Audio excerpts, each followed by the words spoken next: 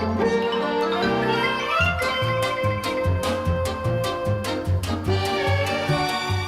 everybody, it's Chris Eads, Wootini from GayGamer.net, here with this week's weekly video podcast. This week I want to talk about E3.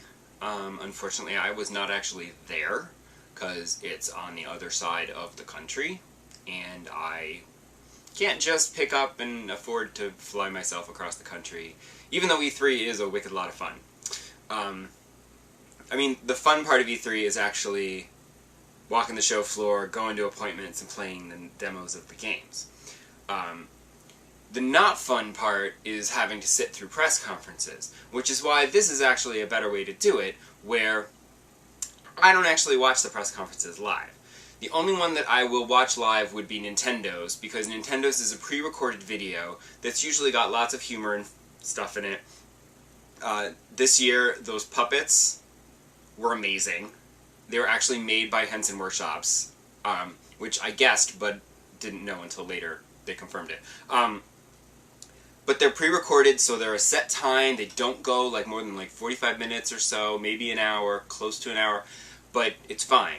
Whereas the other ones, I mean, especially like Sony and Microsoft, those are going to go for over 2 hours that you're sitting there. And the problem is that they're going to show a lot of games, but you're really only going to care about a handful of them. And the rest of the time, you're just sitting there going, ugh. Because especially if they show you a trailer for a game that you like, but then they move on to something else. But usually what they'll do is they'll show you a trailer for a game you're like, meh, and then they'll spend 20 minutes demoing gameplay on stage, you know. They're usually, I suspect that they're all pre-recorded, but unless they make a mistake. They really should go out of their way to put mistakes in their pre-recorded gameplay demos, just to make them look more realistic. But to start with, the little three, which were EA, Ubisoft, and Square Enix. Square Enix, I don't care, because they already showed that Final Fantasy VII trailer, and I don't care about Kingdom Hearts or any of that, so whatever. There was nothing new for me in the Square Enix one, so I didn't even watch that. Same with Ubisoft. Nothing there. EA, I did skim through it so that I could see the Mass Effect Andromeda trailer, which was nothing. It's just a teaser. There's nothing to it yet. So there's no way of knowing exactly if that's going to be any good or not. It's taking place long after the original trilogy, so it'll be all new characters and all new worlds and stuff, so it'll basically just be, I guess, Mass Effect, but with different characters and different planets and a different plot. So hopefully it'll be good, because I love Mass Effect. It's one of my favorite game series of all times, so hopefully they don't fuck it up. The only other thing in EA's press conference that was interesting was Unraveled, which looks very interesting. It's a platformer, so I'm a little wary of it, because platformers are like, but it does look very charming, and that can go a long ways towards making me try to play a platformer that I might actually just suck at. But in between all of that was all, car racing and soccer and hockey, and they really should do a separate press conference for EA Sports, because they show you a bunch of sports games, then something you might actually care about, then more sports games, and it's just like, ugh, I don't care about sports games. If I was actually in the theater for that, I would have gone to the bathroom a lot. Then let's talk about, of the big three, Nintendo's I thought was weird. I felt slightly let down by it, but they were the only ones that showed games that you'll actually be playing later this year.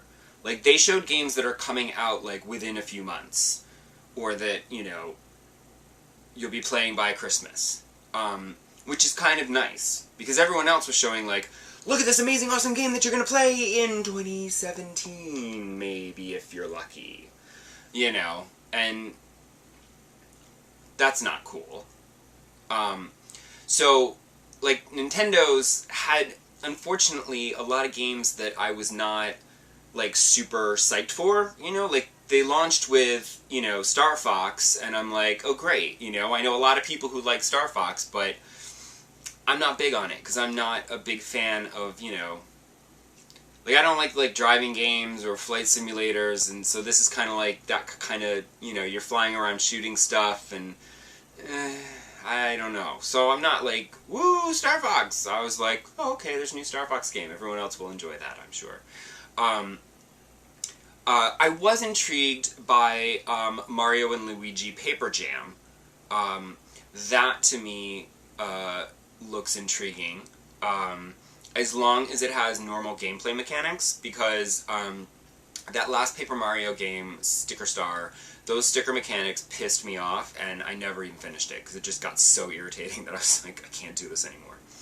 So, hopefully, when they merge the Paper Mario and Mario and Luigi universes, they'll come up with something amazing, and it won't just be a hot mess. And now, I know that I thought, you know, we would get an announcement for a Wii U Animal Crossing game for Christmas. And I guess in a way we kind of did, but it's not the one we wanted. So I don't know what's going on with that. I'm sure they're working on one, and it might be out in the spring, but I don't know. But they gave us more details on Animal Crossing Happy Home Designer, which looks interesting. And seeing the gameplay, I'm like, oh my god, like, I already play Animal Crossing every day. Hopefully this isn't something I've got to play every day, and I can, like, take a break from and play when I have time, because I don't need 2 time sinks like that. Because Animal Crossing is already, like, my obsession.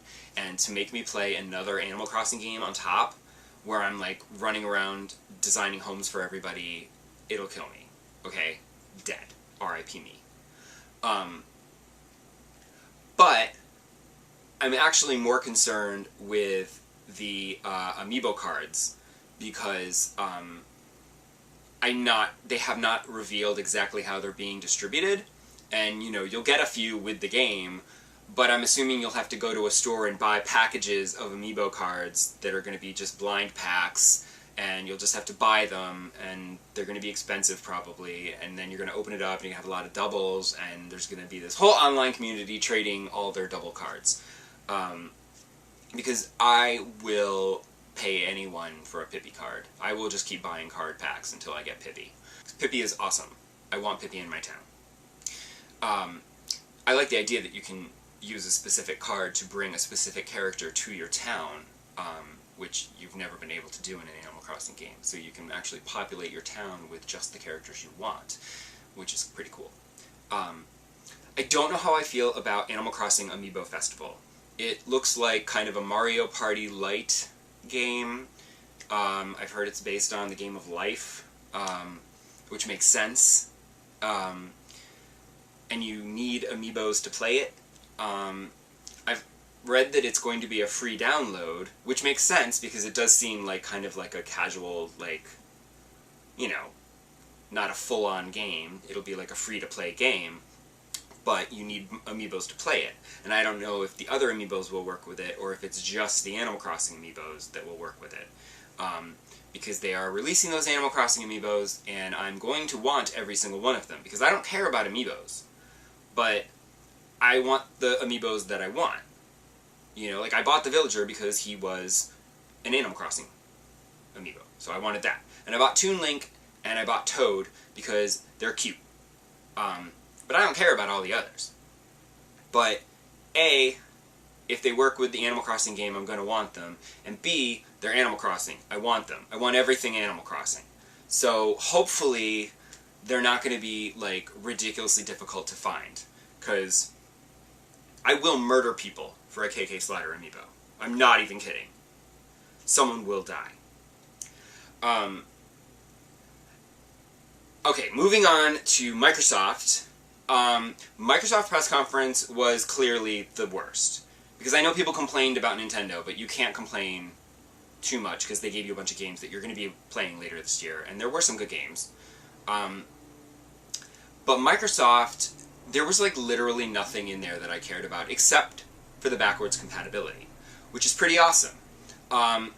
Unfortunately, there's only about a dozen titles that are currently compatible, and I only own like one of them. I thought I owned the other, but I apparently don't own this other one. But I own Mass Effect, so I basically put Mass Effect in my Xbox One, and it downloaded, because it basically doesn't run it off the disc. It basically just says, oh, okay, you own Mass Effect, I'll download the game, and you need the disc in your machine in order to play it, but I don't think it's playing it off the disc, I think it's playing it off of the game that you've downloaded. And I tried it, it launched, I started it, and it works, but I don't have time to play Mass Effect right now. That's too much. I just wanted to see if it would work. And hopefully, when it launches officially in the fall, they say that they're going to add more and more titles every month, and there should be like 100 or so by the time it goes live for everybody in the holidays or whatever. So hopefully by then they'll have even more games. Unfortunately, it apparently, because it's running Xbox 360 emulation on the Xbox One, it doesn't work with USB peripherals, which means no Kinect, so no 360 Kinect games can work, and it means no Rock Band will work, because you can't make the guitars and instruments, you can't plug those in. So I have to wait until October to play Rock Band on my Xbox One, because that's when Rock Band 4 comes out. But other than that, like, that was like a big deal, and I was like, ooh, hey, that's pretty cool. But it's still very limited with the games that you can actually play. But it does work, so there's that. The only other thing in Microsoft press conference was that game called Recore. That looked like it might be interesting. You know, it's by the guys who did Metroid or something, so I'm like, alright, that could be good. And the Tomb Raider footage looked great, but I was already going to buy Tomb Raider when it came out, so whatever. But I don't care about, like, Fable Legends? No, I don't do MMOs. And I don't care about Halo, so waste your time on that. I will just fast forward to that part of the press conference. Thank you. So clearly the big winner this year, as far as press conferences go, was Sony, because they flipped everybody's lid by starting off with The Last Guardian, the game that no one ever thought was going to be released. And while it does sort of look a little like a PS2 title still, or a PS3 title, I should say, doesn't quite look PS4 worthy, but who knows when it's actually going to come out, so they can always tweak it. I'm not psyched for this because I tried playing Ico, and it kind of drove me up the wall after a while, because it's like the world's longest escort mission, and she drove me insane. And I got the other one, that the name is completely escaping me right now, off when they were free for PlayStation Plus, and Shadow of the Colossus, that's it. Sorry. This is a lot. So I was sort of like, this is okay, but it's not really my cup of tea, so I'm not sure that The Last Guardian's going to be my cup of tea when it eventually does come out. Also, I don't know why everybody's so excited to replay Final Fantasy VII again, because if they do it the same, but with prettier graphics, I fear that people will be disappointed, because they'll realize that maybe that wasn't such a great game after all. But if they tweak it and change the gameplay or the storyline at all, I feel like people are going to freak out. So I feel like no matter how Square Enix does this Final Fantasy VII remake, the internet is, some section of the internet is going to flip out. And that's going to be amusing for me to watch. I was extremely surprised to see Shenmue 3, but my excitement was dimmed extremely quickly when they turned it into a Kickstarter launch. That was just weird. I'm not really sure why it has to be a Kickstarter launch, especially since the Kickstarter was for $2 million, which it made like within a day or two. You can't make that game for $2 million. So unless it's just their way of saying, are there enough people out there who want to buy this game? Should we actually spend the millions of dollars to make it?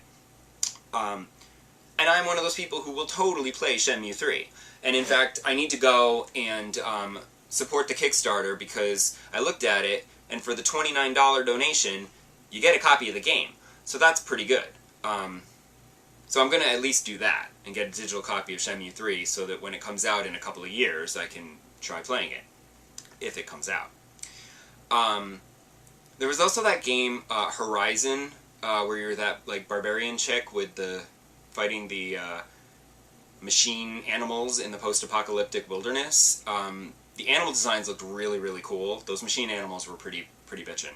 So that looks like that could actually be a lot of fun. It's not necessarily something that I'm going to buy a PS4 for, but I will say that No Man's Sky is probably going to sell me a PS4.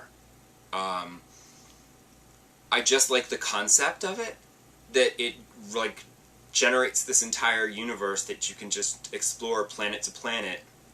I know there's like space dogfighting and stuff, and when you're on the planet you have a ray gun.